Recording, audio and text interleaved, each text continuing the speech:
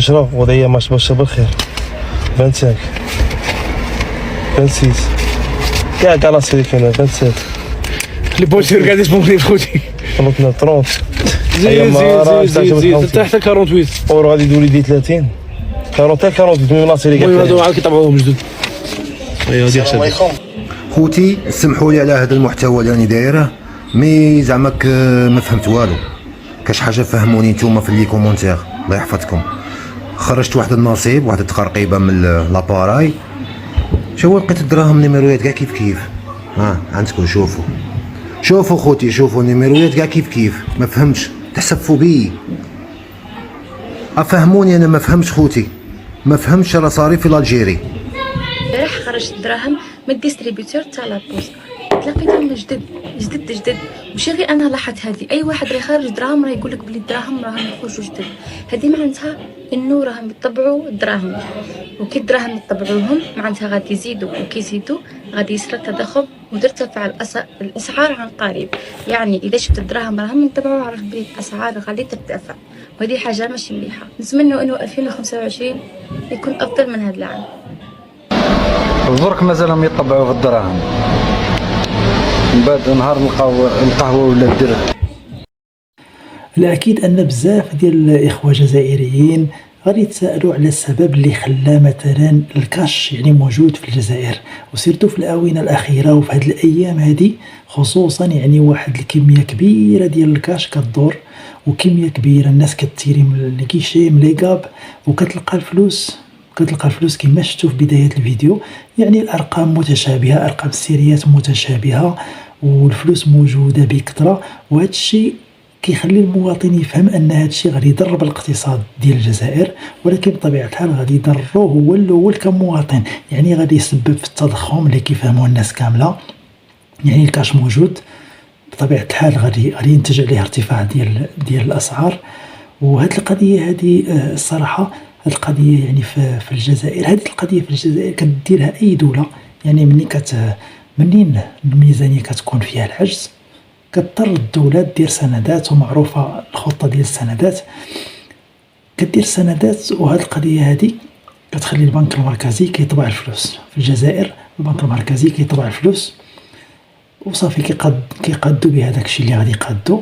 ولكن المشكلة الكبيرة هو ان مني غادي تقاد هذه القضية هذه، مني غتقاد هذه القضية كيرجع مثلا بالنسبة للجزائر وسيرتو في 2017 كنصوت البرلمان الجزائري على الميزانية ديال 2024. في 23 كنصوت على الميزانية ديال 2024 واللي وصلت واحد المبلغ خيالي الصراحة.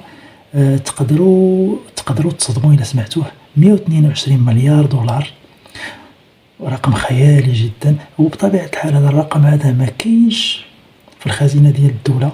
يعني كتضطر الدولة تجيبو من القطاع الخاص. وبطبيعة الحال القطاع الخاص في الجزائر إلا هضرنا على المجال ديال الأبناك كلها تابعة للدولة. يعني هاد المشكلة هذه اللي قلنا.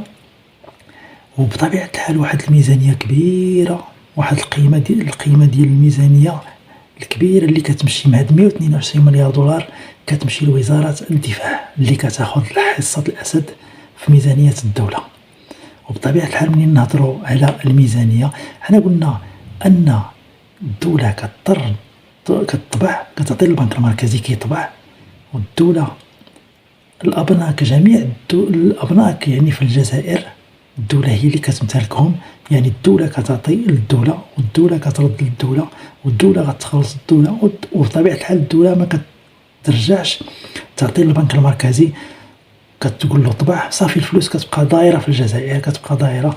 يعني الفلوس مطبوعه بزاف، الكاش بزاف، وهذا الشيء كيأثر على المواطن وكيسبب في واحد التضخم اللي كثير واللي راه اصلا مرتفع. يعني المواطن كيحس بهذا الشيء هذا مزيان، المواطن الجزائري كيحس به مزيان. يعني ملي كيمشي للسوق كيلقى الاسعار مرتفعه، وهذا الشيء كنتعجبوا فيه صراحه، حيت الجزائر دولة نفطية ودولة ديال الغاز، يعني الخير موجود فيها. هذا المشكل ديال التضخم ما خصوش يتطرح في الجزائر ابدا. وحاجه اخرى نهضروا عليها الصراحه هو ان صندوق النقد الدولي كان حضر الجزائر في 2017 حيت لقاهم كيديروا هذه الخطه هذه، وقال لهم اتونسيون ما تعاودوش هاد الخطه، راكم قهرتوا المواطن.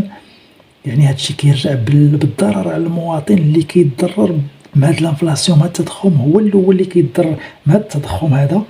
وغي القيمه ديال الدينار، القيمه ديال الدينار يعني في خلال 11 عام، يعني من 2012 ل 2021 نقصت القيمه ديالو 50% من القيمه اللي نقصت من الدينار، اللي اصلا كيكون ناقص، يعني راه ناقص بالمقارنه مع الدولار. مثلا واحد دولار كيساوي تقريبا 133 دينار. وواحد الحاجه اخرى الصراحه ما تخيلتاش تكون في الجزائر، والله العظيم الصراحه ما تخيلتاش يكونوا كيعانيوا منها الجزائريين، هو ان الدوله الجزائر معروفه دوله نفطيه، دوله ديال الغاز، وفيها الاثمنه جد منخفضه، لا ديال الغاز ولا ديال المحروقات. ويعني هاد القضيه هذه منين تلقى الدوله فيها هاد الشيء، يعني المواطن خصو يكون برا، خصو يكون عايش بخير وعلى خير، ما خصو حتى خير. ولكن كتلقى المواطن الجزائري كيعاني من التضخم. والصراحه ما فهمتش انا، يعني الدوله عندها الثروات كلها، النفط والاثمنه مناسبه ورخيصه بزاف، لا ديال المحروقات، البنزين، المازوت، الغاز، اثمنه جد منخفضه.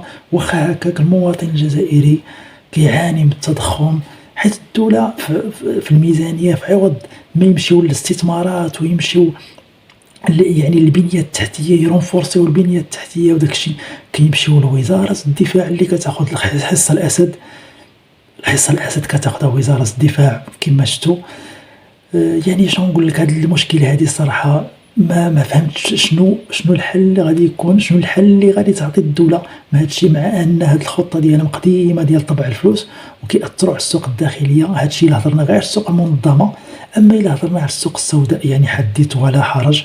المواطن يعني المواطن الجزائري يعني مقهور مع هذا السوق السوداء. كنتمناو لهم الخير، وكنتمناو لهم الصراحه يعني يتجاوزوا هاد الازمه هذه، والدوله تفكر في هذا المواطن البسيط وهذا المواطن اللي تقهر وما كيهضرش. والصحافه في عوض ما تركز على هذا الشيء هذا كيهضروا على الفلاحه، والفلاحه اصلا قالت لهم الفلاحه قال لك يعني كتمثل واحد 14% من الناتج الوطني. يعني الجزائر دوله صناعيه، دوله نفطيه، دوله ديال الغاز.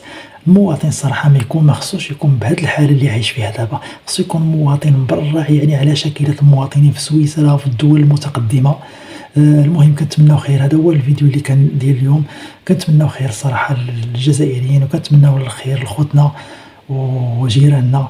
وهذا الشيء اللي كاين في هذا الفيديو هذا. تحياتي لكم والسلام عليكم، والى فيديو لاحق.